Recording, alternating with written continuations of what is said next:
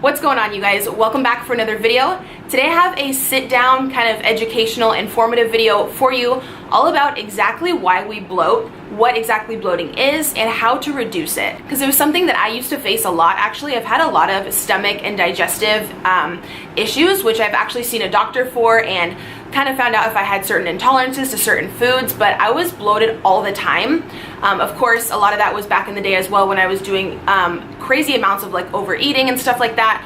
But I asked you guys on Snapchat how many of you really struggled with that. I know the main portion of my Snapchat following is women, but I think men also struggle with this as well. And a lot of you said for women, especially when you're on your period and just other random times throughout the month, you do find that you're very bloated and you would really like to hear any type of bloating remedies. So through my research and personal experience, there's only a few reasons why we bloat. What I've broken it down to is, first of all, overeating, just going completely crazy and completely stuffing yourself. You'll notice, of course, that your stomach tends to look distended and you just feel really gross. Secondly, for women, when you do get on your period, same thing happens. Your stomach tends to get a little bit bigger and you feel just really crappy. Also eating high in salt foods, and then also just high fat and sugar foods in general, any type of processed or fast food can make you feel that way. And it's not the same thing as when you eat a full healthy meal and you just feel satiated and you feel full and you feel good, but you don't feel like your stomach is really like purging out there. I know for me, myself, whenever I eat something very high in salt,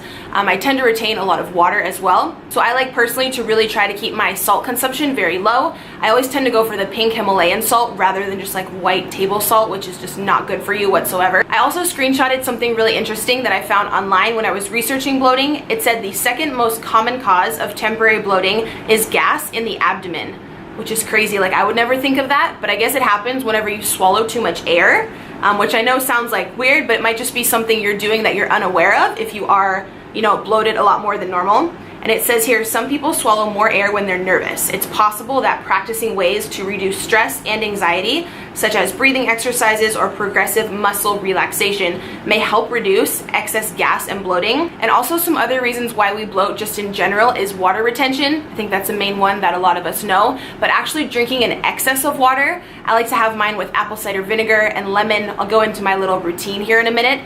Will really help to flush all that excess out. Then also having a food intolerance, which some people might know they have and they might still choose to eat those items anyways, or some people actually have no idea that their stomach is very intolerant to certain foods. I think that was kind of what was happening with me over the past few years. A lot of people, I think it's like 75 to 80% of people have at least a slight intolerance to dairy, the cheese and the milk and the eggs and everything like that. It's not really the best for us, which we know, but a lot of us choose to eat it anyways because it's been in our diet for so many years, or those certain ingredients are in our favorite foods, but a lot of people's stomachs just cannot process and break those down. So if you see someone who has an excessive amount of pizza or like with a ton of cheese on there or a ton of ice cream and they're feeling really bloated afterwards, I've heard that a super high percentage of people experience bloating like that when they have an excess of dairy. You can actually get tested at your doctor's. This is something I want to do in the future as well, or pretty soon actually. They do like a little prick test on your arm to see all the things that you're allergic to. And sometimes, especially in the past when my stomach has been hurting so bad, I really have wanted to narrow it down and see if I do have like a slight intolerance or if I'm just completely dairy intolerant. I know I did recently add like egg whites and stuff back into my routine and I've been feeling okay, but I'm curious to know if I have like a specific allergy or intolerance to it. So if you eat a lot of dairy and you're constantly feeling bloated, be sure to definitely check that out. So personally, it took me a good 3.5 days to severely reduce the insane bloating that I had last week. Like I said, when I started my period, and a lot of you just wanted to know what exactly I did to get my stomach completely down from looking like super distended and just feeling uncomfortable. So I'll walk you through specifically what I did for those 3 days consistently and straight to reduce all that stomach inflammation. So day one, when I started my period and I was feeling the most bloated, I made a promise to myself for the next few days to only drink water. Nothing but water with lemon and like this little concoction I'm going to show you. This is something I do on the regular anyways, but I notice as well that it really does help with the bloating. So every morning I'll have 8 to 10 ounces of water with some lemon juice. This is just the Italian version I got from like Ralph's or something. It was like $5. And then I have 1 to 2 tablespoons in it of the apple cider vinegar. This one is from Thrive Market. I've shown it before. You can get them at the grocery store. Just make sure it says with the mother, so it has all those healthy natural ingredients at the bottom, so when you shake it up you're getting all the benefits of everything natural in there. So I have that detox drink every single morning and sometimes at lunch as well. I'll also sometimes put in a tiny bit of cayenne pepper. You can see these remedies like all over Pinterest and stuff. They work very, very well for any type of stomach indigestion, bloating, inflammation, anything like that. A lot of people ask about the taste of the apple cider vinegar. It's really not that bad. Honestly, if you look up the benefits and how great it is for your overall health, just suck it up and down it because it's really good for you. So I have that every morning for the full 3 days. I drank absolutely nothing but water, and I drank a good gallon of water every single day, no excuses. I also cut out all salt from my diet because salt really tends to bloat you and also cause swelling, and I cut out all dairy products. All of them. As you guys know, I did recently add like some egg whites and certain little dairy products, some ice cream products here and there back into my routine. But when I'm trying to reduce the bloating and the figuring out like what your stomach intolerance is, a lot of people have a small or big intolerance to dairy products. And when I cut out all the ice cream, the cheese, the milk, my stomach bloating like almost instantly goes right down. I also did 2 body wraps within the 3-day period to really just help with tightening and firming and toning up that stomach area. You guys know I'm also going on vacation on Friday to St. Louis, and I've been doing like crunches and everything like that, but I just really wanted something to like fully tighten up that area.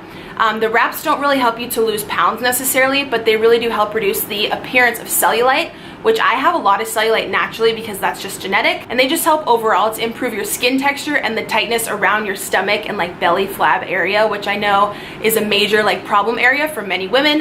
You guys know the ones that I've used before are from Fit Tea Wraps. This is just like a blank bag because I used the other 2 last week when I was filming this, and I did film how to put them on and everything. It's super, super easy. What I like about theirs is they're super budget friendly, which we know anything I mention on my channel has to be catered towards like single parents or people on a budget. I think it's only like 28 or 29 bucks and you get 4, and they truly do what they say they're gonna do. Like, they don't make any false claims on the packaging. You guys know there's so many things floating around social media, Instagram. People just want you to like blow money like that on their product without even knowing if it works. And I know it's hard to tell with certain like social media influencers and stuff, people recommending certain things, what does work. So specifically on their package, they say it's gonna tighten and firm and improve your skin texture in that area, which I personally truly do feel like it does work. You guys can see in my pictures as well, it's not like a crazy like 5-6 pound weight loss. I'm not gonna lie to kick it, but it definitely like very much tones.